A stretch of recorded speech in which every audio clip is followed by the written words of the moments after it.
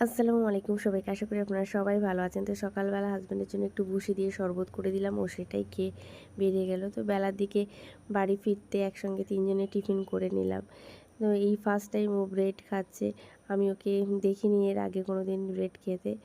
তো তারপরে এই রান্নার ফাঁকে রুমের মধ্যে এসে দেখি ছেলে বসে, বসে ল্যাপটপে একটা ড্রয়িং করছে। তো আমি ওকে বলছিলাম যে বেশি কিছু ঘেঁটো না। কারণ পাপার কোনো প্রবলেম হলে বাবা বকবে।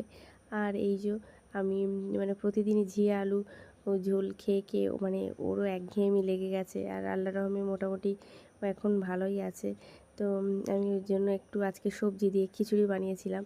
আর তারপর দেখলাম দুপুরবেলা জায়েরা বিরিয়ানি করেছে। তো ওরা বিরিয়ানি, স্যালাড, সেই সাথে পাঁপড় সব কিছুই পাঠিয়েছে। তো বিকেলের দিকে আমি একটু ঘুরতে বের হলাম।